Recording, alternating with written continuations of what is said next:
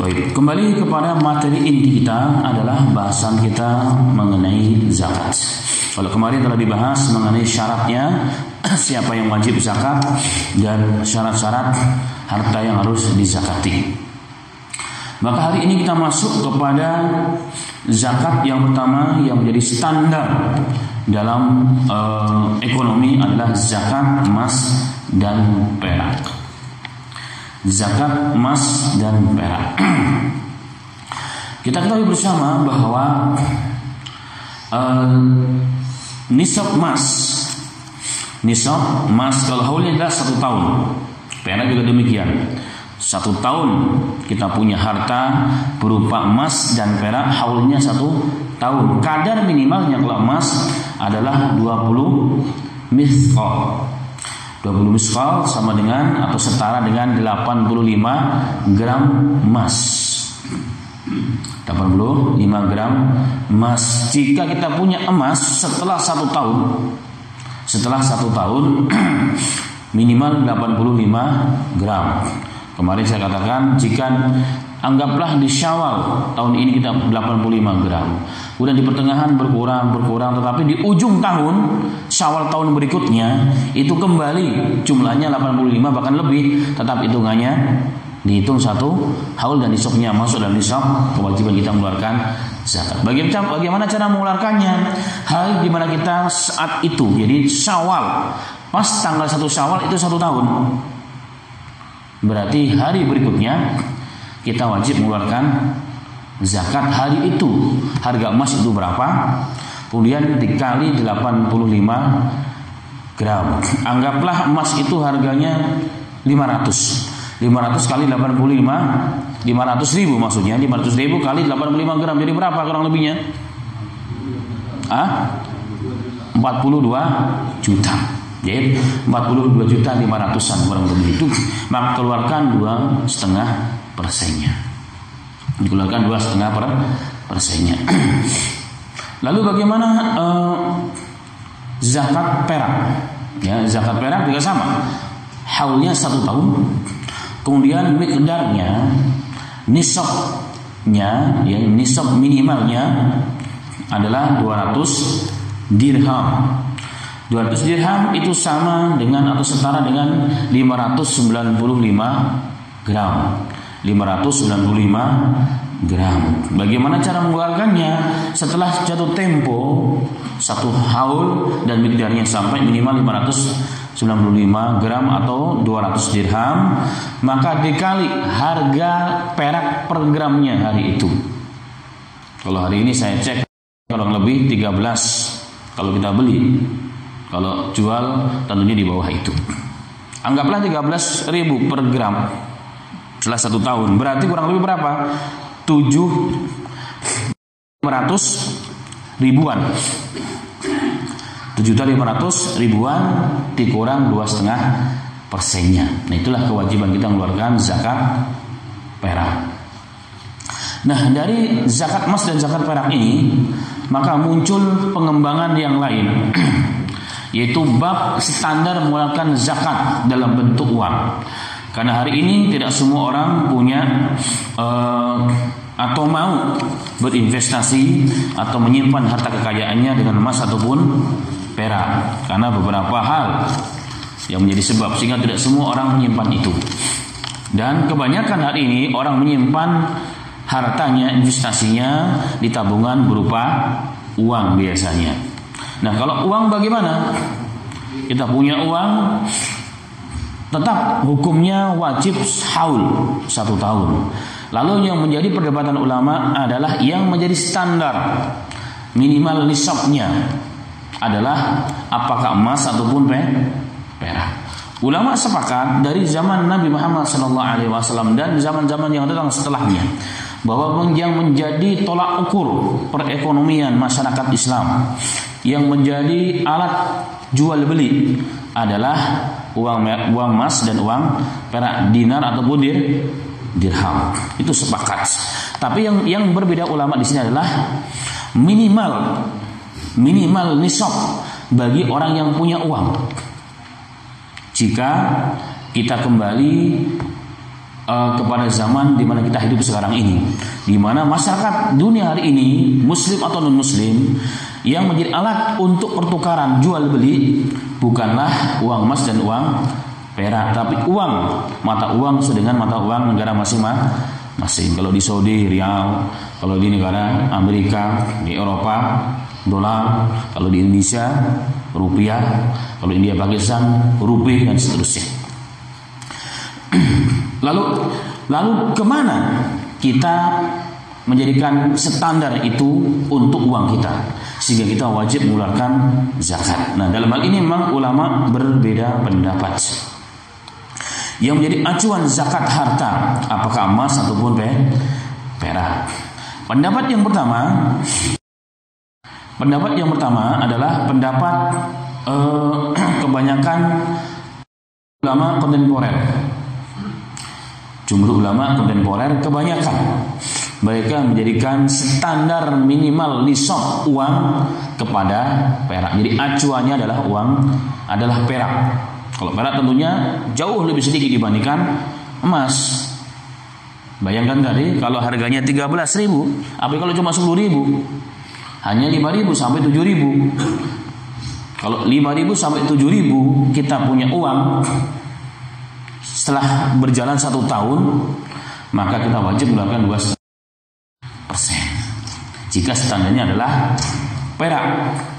Dan itu merupakan juga kesepakatan mayoritas atau pendapat mayoritas ulama kontemporer pada hari ini. Di antaranya adalah pernyataan dari Lajnah Daimah dalam program televisi Ar-Risalah, di mana dikatakan miqdarun nisabiz zakat fid dolar wa ghairuhu min umalat wa riqiyah wa huwa ma yu'addilu qimatahu 20 mithqala min dhahab aw 140 mithqala min fiddah fil waqt alladhi wajabat 'alaika fi zakat fid dolar wa nawawil muamalat ila akhir. Baik, dalam hal ini beliau mengatakan bahwa miqdar atau kadar minimal uang yang dalam bentuk dolar, jenis apapun mata uang itu, memang manusia kembali kepada 2 hal standarnya yang menjadi rujukan acuan perak ataupun emas. Tetapi jika melihat kepada manfaat yang ada, jika melihat kepada manfaat yang ada, wa yakunu dzalika wa akhassu bil fuqara, yang lebih mudah untuk bisa sampai uang itu kepada orang yang membutuhkan, para fakir miskin, adalah berarti uang perak. Jadi uang perak, makanya uang perak itu oleh sebagian ulama menjadi standar. Yang menjadi standar. Jadi uang perak itu jika digunakan menjadi standar, maka itu sangat menguntungkan bagi siapa? Fakir miskin. Ya, fakir miskin. Ini diantara pendapat para alim ulama yang ma'ruf. Sehingga sekali lagi, jika kita punya uang dan kita merasa hati kita lebih tenang, yang menjadi standar rujukan adalah perak, maka jika kita sudah punya uang sebanyak, kalau harga perak itu 10 atau sampai 13, berarti antara 5 juta sampai 7 juta setelah putaran 1 tahun uang itu di dalam tabungan kita atau di dompet kita, di rumah kita, berarti kita harus mengeluarkan 2,5%-nya. Dan ini pendapat kebanyakan ulama kontemporer ataupun hari ini. Kemudian pendapat yang kedua, mereka mengatakan tetap yang menjadi rujukan dalam berzakat dengan uang adalah nisab emas. Nisab emas tadi sudah disampaikan 85 gram dikali harga itu, jadi kurang lebih 42.500.000, itu baru kita bisa mengeluarkan zakat, itu pun setelah 1 haul, setelah satu tahun. Nah, alasan ini adalah alasan yang kepada emas ini. Yang pertama, mereka mengatakan bahwa nilai perak itu cenderung turun sehingga jarang orang tertarik memihak perak untuk menjadi komoditas investasi. Jarang memang. Itu kata pendapat yang pertama. Berbeda dengan emas yang umumnya stabil bahkan terus naik. Itu yang pertama. Yang kedua, emas masih bertahan sebagai standar harga dimanapun, hampir di seluruh dunia. Berbeda dengan perak. Yang ketiga, ketika Nabi Muhammad SAW mengutus Mu'adz ke Yaman, di antara pesan beliau adalah untuk mengambil zakat min agniyaihim wa turaddu ala fakirim atau ila fuqaraihim. Salah satu perintah nasihat atau risalah yang harus disampaikan oleh Mu'adz kepada penduduk Yaman adalah selain syahadat, sholat, kemudian untuk mengeluarkan zakat. Yaitu zakat itu diambil dari orang-orang kaya, kemudian dikembalikan kepada orang-orang miskin. Nah, katanya di sini kalau pendapat yang ini bahwa hari ini jika orang punya uang 5 juta itu termasuk orang miskin atau orang yang kaya? Hah? Setahun, habis setahun ya. Kalau kita merujuk kepada Republik Indonesia hari ini, bahkan satu hari mendapatkan uang berapa? 15.000 pendapatan. Itu orang yang sudah berkecukupan. Jais, ala kulli hal. Tapi memang umumnya orang menganggap punya uang 5 juta dalam setahun, yang tersisa maksudnya di luar kebutuhan hari-hari, itu orang yang biasa, bukan orang yang kaya. Itu pendapat yang pertama. Maka dari situlah acuan kenapa orang menjadikan emas sebagai standar. Tapi alasan yang ketiga ini dikritik juga oleh pendapat yang pertama, bahwa orang yang punya uang 5 juta itu tetap selama 1 tahun, atau akhir ending daripada haulnya itu ada 5 juta, itu juga orang yang berkecukupan. Kenapa? Karena hari ini orang walaupun gajinya sebulan itu 10 juta, tapi ternyata kadang tidak tersisa. Nah, ketika masih ada sisanya setahun 5 juta di luar kebutuhannya harian, itu termasuk orang yang berkecukupan katanya. Nah, tapi ala kulli hal ini semua kembali kepada kita masing-masing. Mau kemana kita? Karena dua-duanya pendapat ulama, dua-duanya juga dibenarkan oleh syariat kita. Mau ke emas silahkan, mau ke perak juga silahkan. Tapi kalau kita rujukan adalah emas, maka kebanyakan di antara kita sampai kapanpun nggak pernah bayar zakat. Sehingga kewajiban untuk berbagi itu sangat kecil adanya. Kalau kita ingin berbagi, maka standarkanlah kepada perak. Sehingga maksud daripada penyebaran atau pemerataan ekonomi secara real itu terjadi pada dunia Islam jika rujukannya ada timbangannya adalah perak. Dan ini pendapat para alim ulama kita rahmatullah alaihim wa hafizallahu alaihi salatu wasallam. Ini semua adalah ikhtilaful ulama dan dua-duanya ada dalilnya. Jadi tafadhol silakan mau yang mana. Itu semua merujuk kepada pendapat ulama juga. Kemudian masuk kepada bab berikutnya yang menjadi ikhtilaful ulama sampai hari ini adalah adakah zakat profesi. Ini juga menjadi perdebatan para alim ulama. Secara umum memang ada dua pendapat. Dua-duanya juga pendapat para alim ulama kibar. Ada yang mengatakan zakat profesi itu tidak ada. Zakat profesi itu tidak ada karena tidak ada kejelasan dalilnya dan juga prakteknya di zaman Nabi Muhammad SAW. Umar pernah menjadi pekerjanya Rasul, dikasih gaji oleh Rasul. Awalnya Umar nggak mau menerima. Awalnya Umar tidak mau menerima. Tapi kemudian Rasulullah mengatakan, wahai Umar, jika kamu mendapatkan rezeki tanpa kamu minta, tanpa kamu ngisi, ambil. Itu rezeki kepada Allah. Kalau kamu nggak merasa butuh, sedekahkanlah dengan rezeki tersebut. Dan di sini tidak ada perintah untuk kewajiban zakat. Jadi begitu juga pada faktanya memang tidak ada kalimat begitu jelas mengenai zakat profesi itu. mengenai zakat profesi itu, sehingga tidak ada. Bahkan ada yang sampai mengatakan satu kezaliman. Karena zakat profesi itu kan berarti setiap mendapatkan gaji wajib mengeluarkan 2,5%-nya. Ini dianggap menzalimi orang.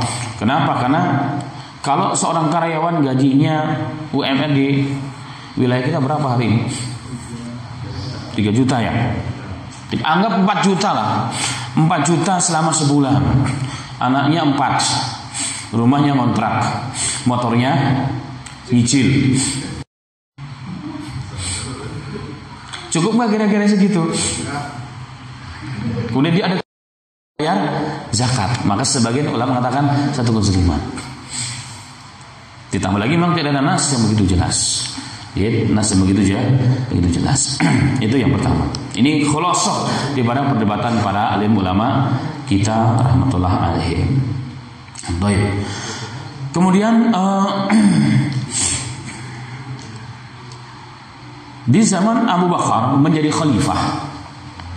Dalam riwayat Bukhari, Abu Bakar setelah diangkat menjadi khalifah, beliau pagi harinya pergi ke pasar. Maka di jalan ketemu dengan Umar. Ditanya, "Ya khalifah, wahai khalifah, wahai raja, wahai pemimpin umat Islam, mau kemana Anda? Kok saya lihat kamu membawa dagangan? Mau kemana?" Dikatakan, "Mau ke pasar ya Umar. Saya seorang pedagang, saya punya anak dan punya istri, punya kewajiban. Kalau saya nggak berdagang, mau makan apa anak dan istri saya?" Bahasa kitanya begitu.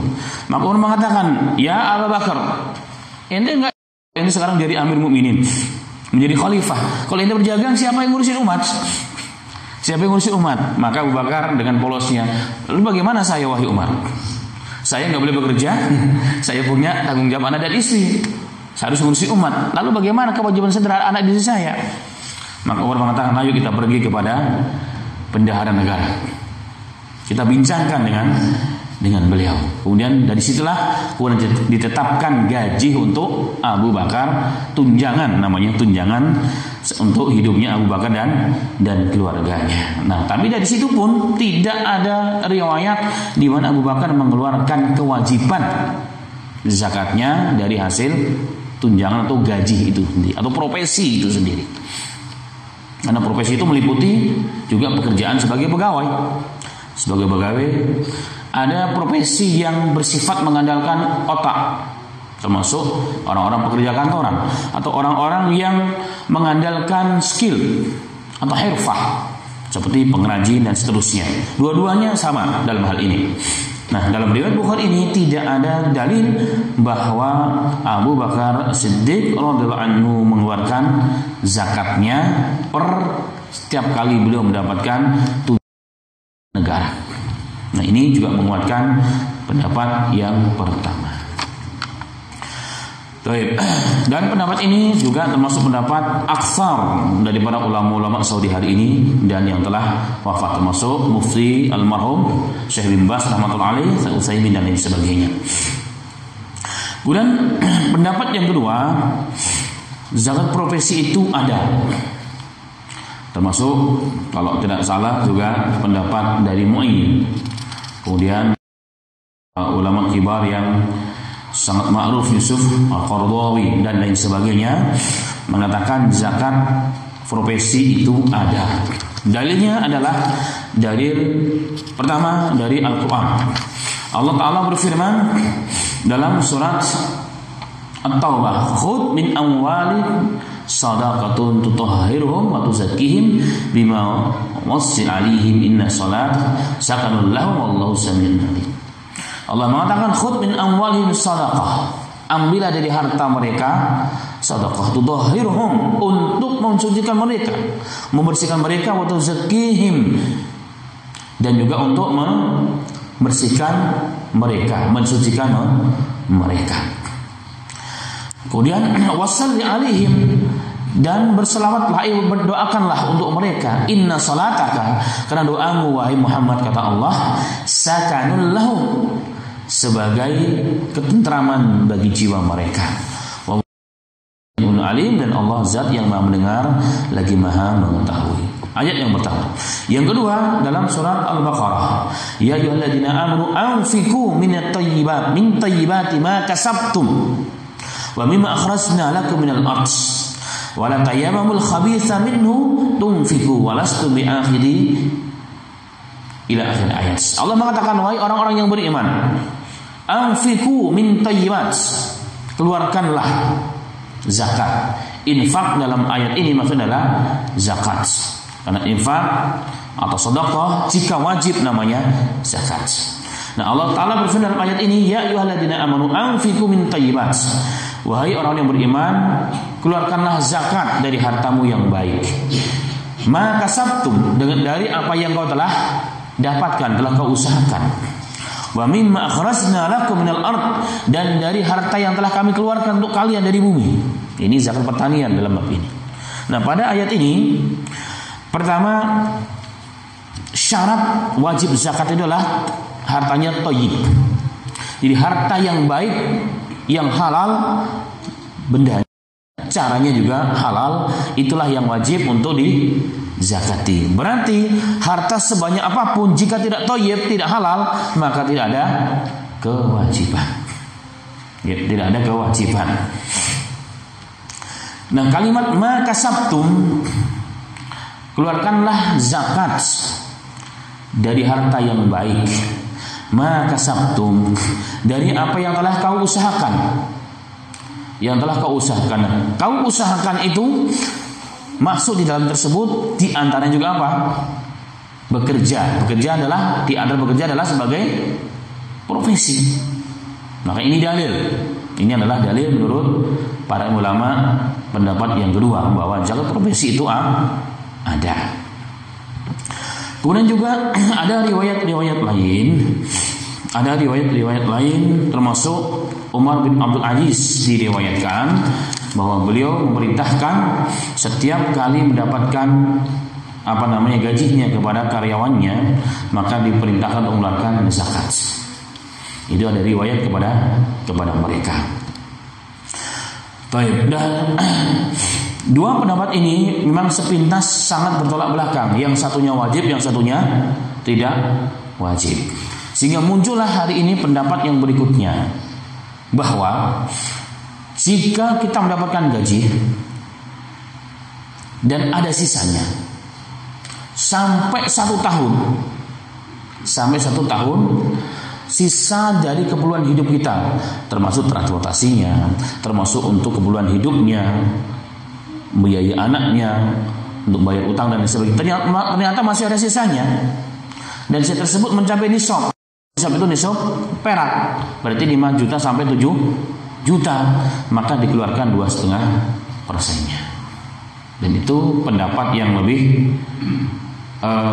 pendapat yang mencoba menggabungkan antara dua pendapat tersebut. Berarti pendapat yang ketiga ini memasukkan zakat profesi sebagai zakat harta sesungguhnya, sebagai zakat harta. Tapi sekali lagi, pendapat yang kedua mewajibkan bahwa setiap orang mendapatkan gaji, jika itu memang adanya zakat profesi, maka wajib dikeluarkan 2,5%. Tetapi kita ingat bahwa syarat untuk mengeluarkan, syarat yang kemarin sudah kita bahas, syarat zakat itu jika itu berupa harta adalah nisab dan haul. Kemarin sudah kita bahas bahwa di antara syarat harta zakati 2 di antaranya. Yang pertama nisab, minimal nisabnya. Walaupun itu kita standarkan merujuk kepada acuannya perak. Jadi 5 juta sampai 7 juta. Tergantung harga hari itu, 10 ataupun 13.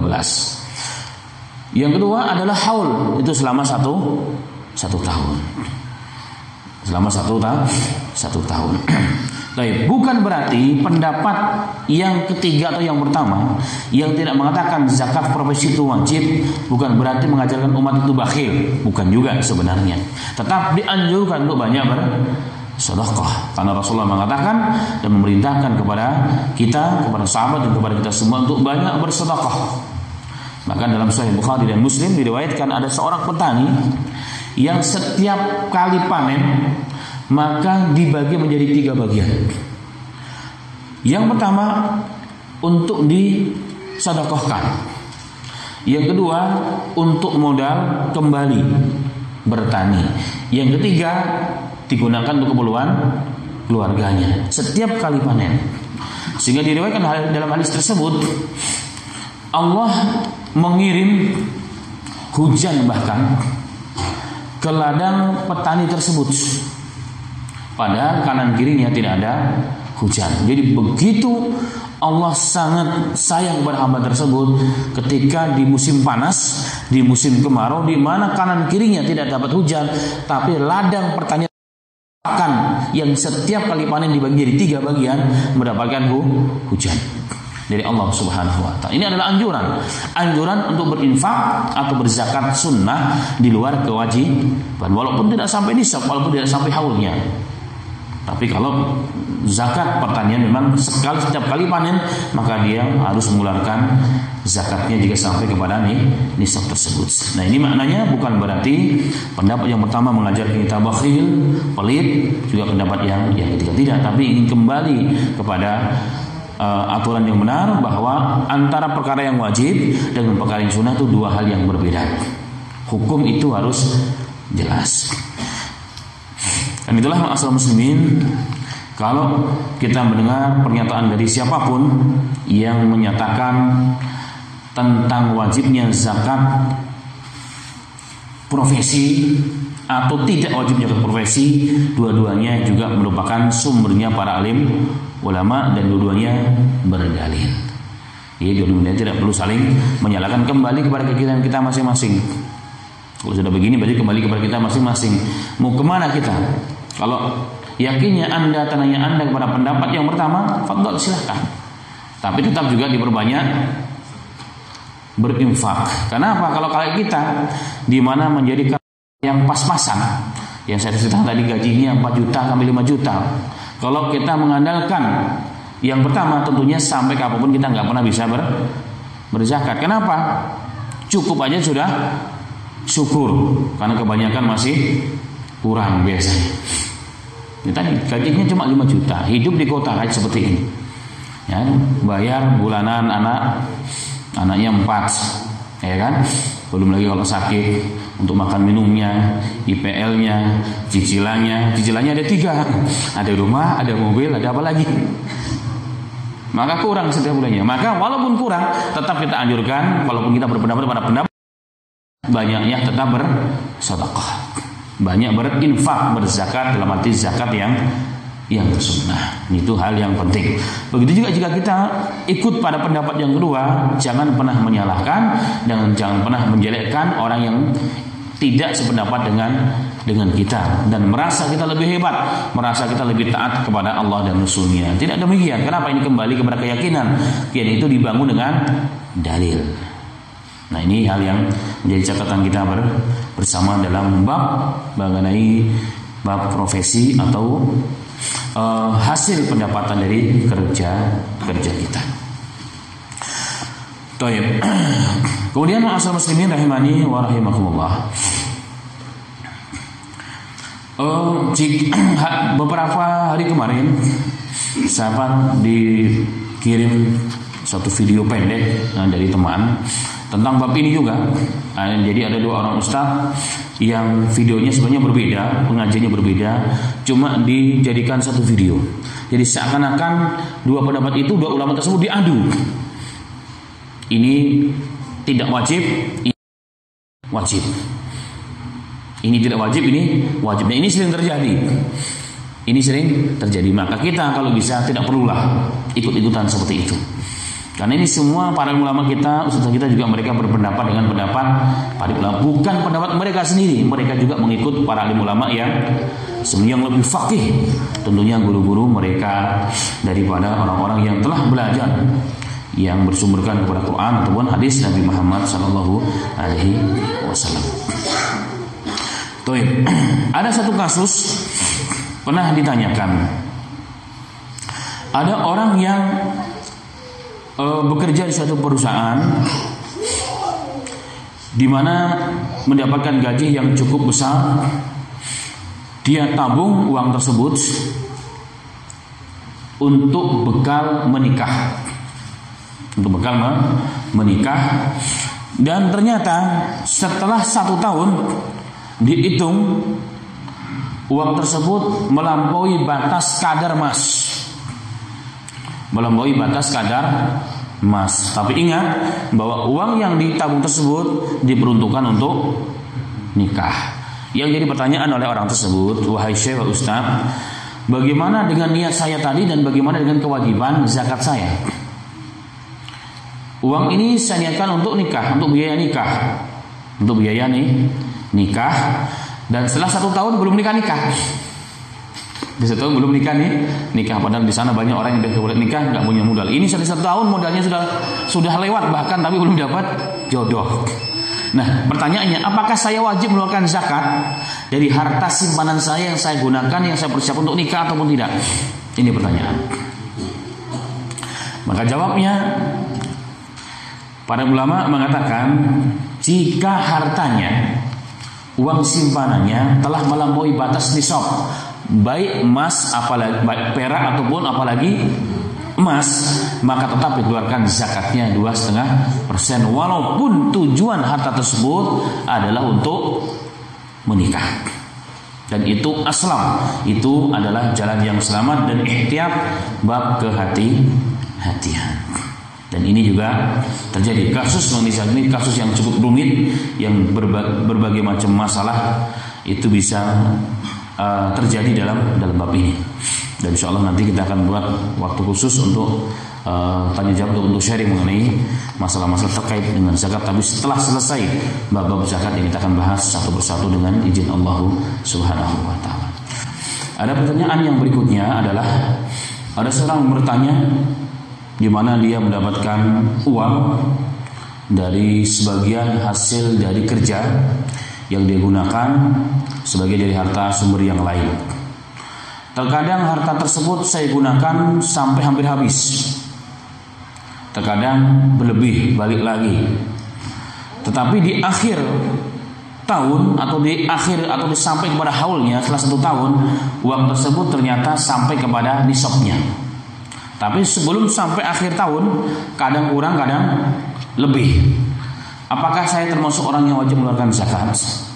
Maka para ulama mengatakan tetap orang yang wajib mengeluarkan zakat, karena tolak ukurnya adalah dari awal tahun sampai akhir tahun, genap 1 haul, genap 1 tahun itu. Jika di akhir tahun tersebut uang tersebut mencapai nisab minimal, maka tetap wajib mengeluarkan zakat. Jadi tetap wajib mengeluarkan zakat tersebut. Kemudian pertanyaan berikutnya, apakah boleh ketika saya mendapatkan rezeki dari Allah, rezeki tersebut kalau dihitung dari sisi nisab lebih nisab tersebut, tapi belum sampai 1 tahun, belum sampai 1 haulnya, apakah boleh mendahulukan zakat? Karena supaya hati tenang, takut nanti kalau habis di tengah jalan. Padahal saya ingin sekali berzakat, berzakat, tapi belum 1 tahun. Belum satu tahun. Maka para ulama mengatakan itu perbuatan yang baik sekali. Kenapa? Karena sebagaimana dalam zakat fitrah pun dianjurkan untuk mendahulukan mengeluarkan zakat fitrah sebelum datang masa wajibnya. Kapan wajib? Pagi, di mana sebelum kita melaksanakan sholat Id, itu waktu kewajiban.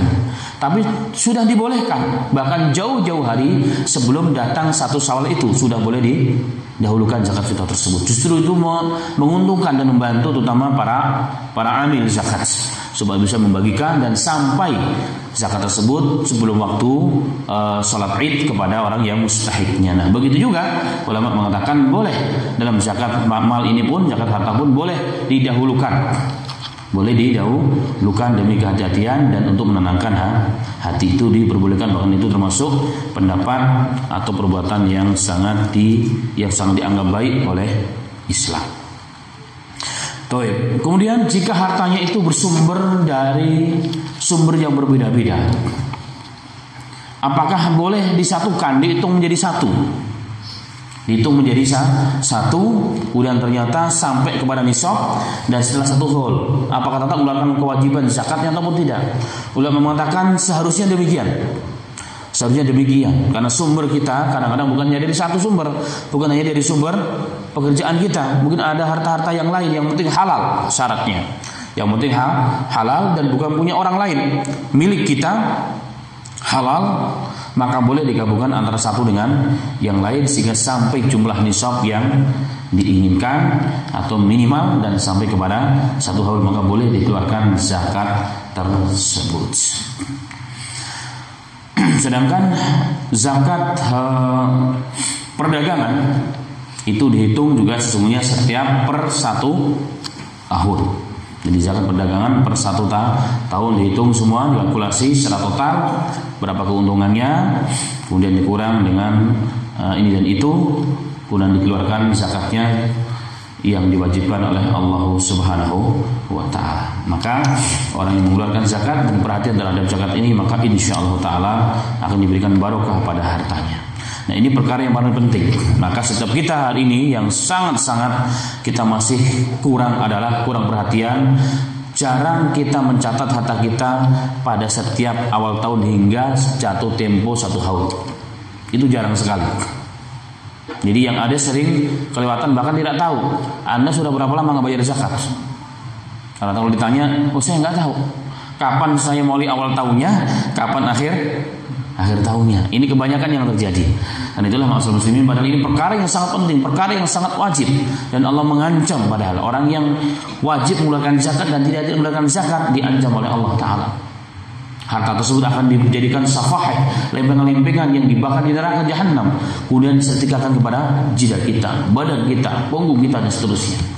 Itu ancaman Allah Subhanahu wa ta'ala. Itulah masalah muslimin, maka kita mulailah dari sekarang. Jadi kajian ini bukan sekedar untuk maklumat, tapi yang terpenting adalah untuk mempraktekkan. Kita mulai mencatat kapan kita jadikan awal tahun kita dan kapan akhir tahun, sehingga setelah itu kita ada kewajiban untuk mengeluarkan zakat. Jika ada niat baik, maka insyaallah ta'ala Allah berikan barokah dan kemudahan dalam menjalankan kewajiban kita sebagai seorang muslim, sebagai seorang yang memang insyaallah mustahik. Dan kita jangan pernah terus berharap menjadi mustahiknya. Kita harus berdoa kepada Allah supaya menjadi apa? Muzakinya. Itu yang paling penting. Saya enak jadi mustahiknya aja lah, gampang. Kalau kita, saya dan antum bercita-cita jadi mustahik, berarti kita nggak pernah menjadi orang yang berkecukupan. Kalau begitu, maka niat kita adalah apa? Setiap kita harus menjadi orang yang muzaki, sehingga bisa membantu sesama muslim, bisa mengeluarkan harta kita yang diberikan oleh Allah untuk membantu sama muslim. Nah, ini yang harus ada dalam diri kita. Wafaqana wa iyyakum lima yuhibbu wa yarda. Semoga bimbing kita dan Allah cukupkan keperluan hidup kita, bahkan kita mampu menyisakan harta kita untuk berzakat kepada saudara-saudara kita. Kalau yang wajib aja mampu, maka insya Allah yang sunnah tentunya lebih mampu lagi. Wafaqana wa iyyakum lima yuhibbu wa yarda. Walhamdulillahirabbil alamin. Dan insyaallah kita akan lanjutkan pada pertemuan berikutnya. Assalamualaikum warahmatullahi wabarakatuh.